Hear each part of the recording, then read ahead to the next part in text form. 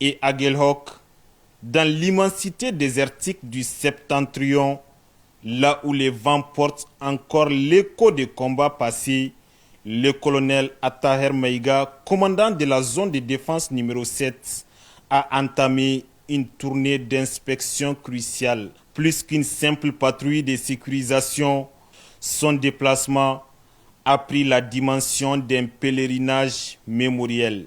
À Aguelhok, le sol ici n'est pas fait que de sable. Il est imprégné d'histoire.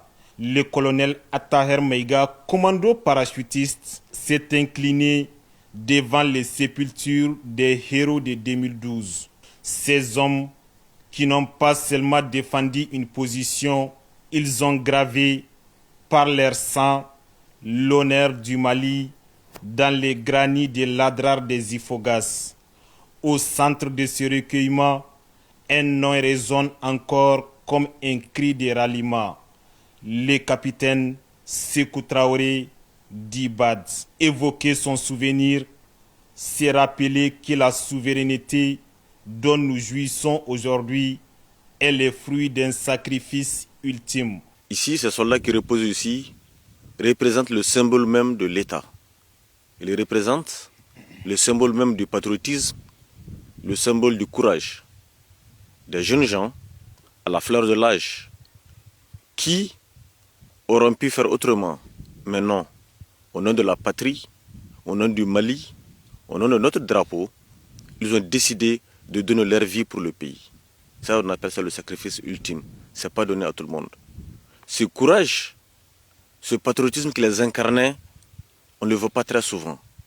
Mais ils ont fait ce choix pour le Mali, pour que nous puissions continuer à mener cette lutte et ce combat pour eux. La visite s'est poursuivie à Tessalit, accompagné du gouverneur des régions, le colonel Attaher Maïga, dont l'expertise en géopolitique et géostratégie s'avère capitale dans ces verrous du Sahara, s'est immergé dans le quotidien de ces troupes.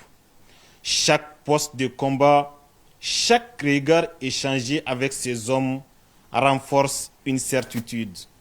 La zone de défense numéro 7 ne fléchira jamais. Je tenais à faire ce déplacement ici en tant que commandant de zone de défense numéro 7 pour échanger avec mes hommes, voir de visu leurs conditions de travail, m'enquérir de leurs problèmes et aussi leur donner quelques conseils dans le cadre de leur mission régalienne.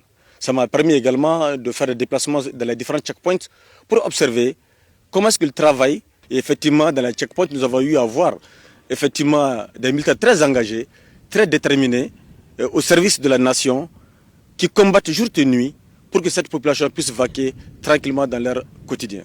Ces visites ne se contentent pas de marquer un territoire. Elles lient le passé au présent.